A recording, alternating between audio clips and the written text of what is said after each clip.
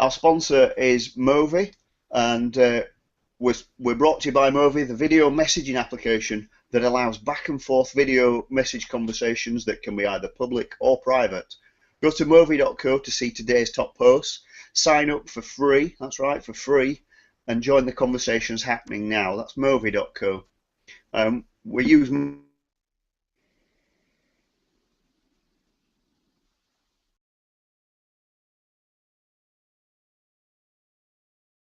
ado. I'll share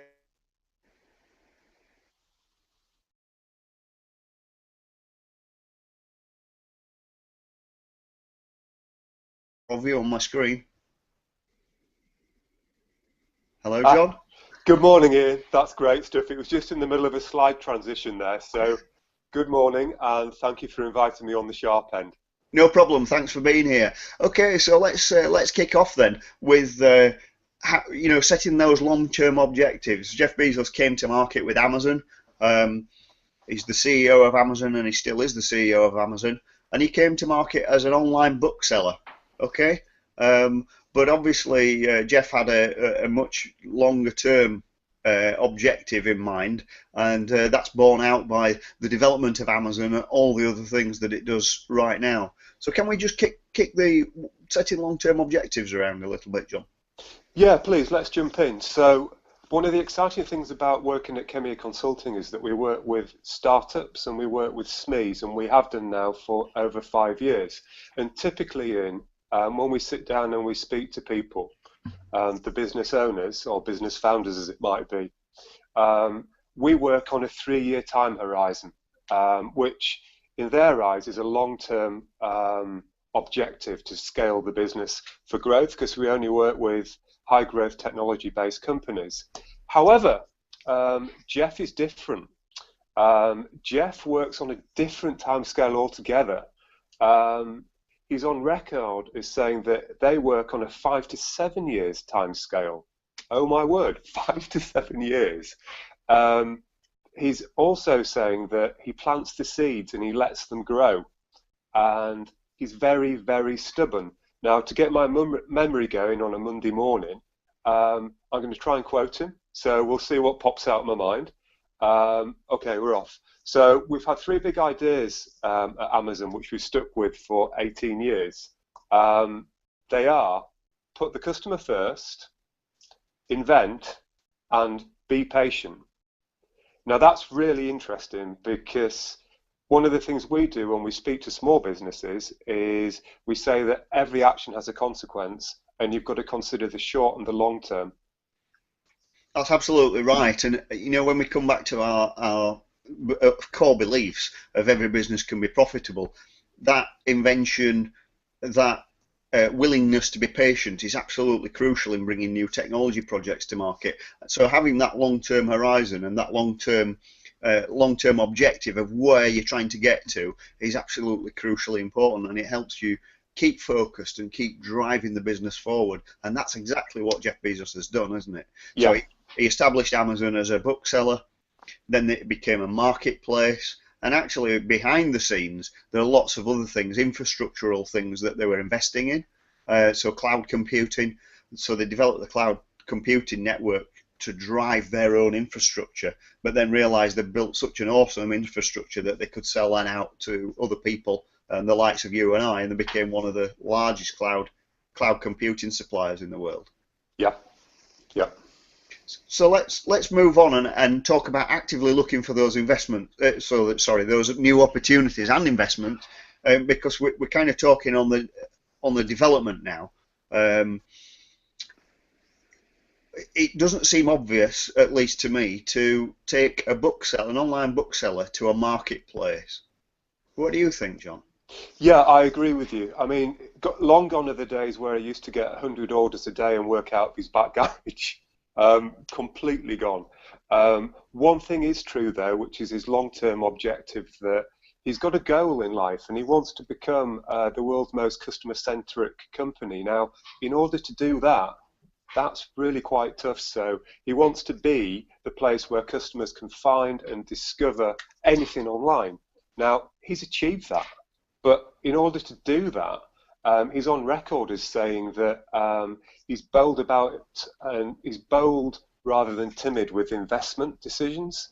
Now that's good, but what that also means to me is that he's got a mindset there, which is he wants to be leading the sector, but in leading the sector, he's also prepared to take some risks, and not everything works, but also he's prepared to learn and adapt from his failures, because the flip side of this is that if it does work, he's got a massive potential upside when he decides to invest in a new line. No, absolutely. And it's interesting, isn't it, when we talk about that transition from bookseller to marketplace, a lot of that infrastructure had been built as a result of becoming the #1 online marketplace for books.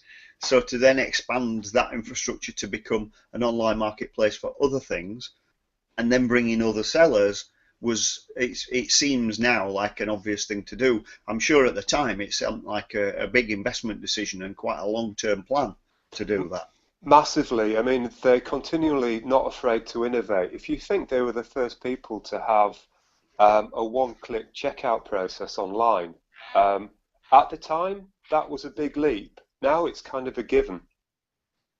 And it's quite revolutionary as well, isn't it? So, the way payments work like that, to make that whole checkout process. I mean, if you remember the early days of online e-commerce, it was absolutely really painful to get your goods from your basket to your payment, to putting your card details in. And I think that putting putting the customer first and making sure that your customers come back to you is part of that cycle. So, they really looked at that process that causes a lot of drop off in e-commerce and fixed it, and that's a massive value add, really. Yeah. So a quick word to one of our other shows. On a Wednesday, we have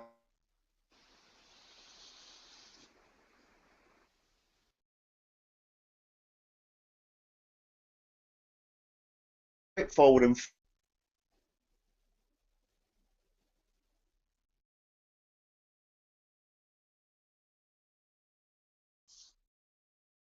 which is prepare to reinvest your profits. There's been a lot of talk around analysts and the market and whether Amazon is a good investment or not. And the reason the analysts are worried about it or don't think it's a great investment is it doesn't return a lot of profits to its shareholders. But what it does is very similar to what Apple did in its growth, and it takes its profits and reinvests them, putting them into those new ideas and being, I think the term you used was, a bold investor. Yeah. So sorry, go ahead. I was just going to jump in and say it's bold rather than a timid investment decisions, not afraid to make them. But one of the things I think is refreshing about Jeff is that growth is not easy, nor is it obvious. It's not something that just happens. And he's unusual because he's playing, 5 to 7 years into the future, and not just quick wins to benefit the stock market and shareholders for the company, which actually is the reverse of what you'd expect such a large company to do. What he does excel at is that he knows that growth needs to be managed, it needs to have a process, and it needs a strategy. And I think he's a genius in one respect, in that the revenue and profits are not enough to grow a business. And what he's really drilled down on is the value that you need to do. It's value what matters, and putting the customer first. And he's very single-minded and obsessive about that, Ian. So what he's able to do is great products, great service, and people trust the solution. And he brings those two things together. No, I think that's right, John. And that focus, that core focus on the customer is crucial, really, to any business success. Especially when you're then going to make an investment decision in bringing a new service to market.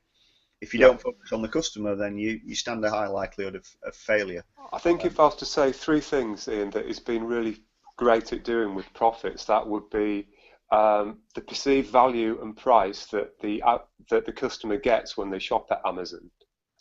You think you're getting a good deal, first thing. Second one is you've touched upon it earlier, is the efficient distribution network that is built up in order to ship the product. And that's all built on a hub, which is an understanding about cross-selling to your best customers. No, absolutely, and they've built infrastructure there, haven't they? That means that they can deliver that excellence out to clients. Yeah. I can't wait to see the Google drones. I have to say, I'm quite enthusiastic about that. Drones are a big thing in the technology world right now. I think CES was absolutely full of drones. And these are little quadcopters that can do all sorts of great things. And Google, Amazon even, have been looking at ways of using them to do very timely deliveries to people. So yeah, that could be good. Let's hope they don't use Apple Maps though, eh? Otherwise they'll be dropping their feet and things. Yeah, absolutely. So just to quickly recap then.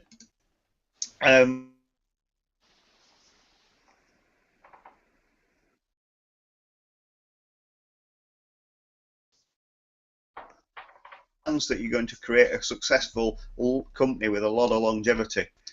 That's it for today from At the Sharp End. Thanks a lot to Jon Stephenson for joining us. And next week we're going to be talking about why business plans are a waste of time. That's episode 33 of At the Sharp End. I do hope you'll join us then. So right now it's bye from me, and thanks a lot to Jon. Bye, Jon. Thank you. Have a great day, everyone.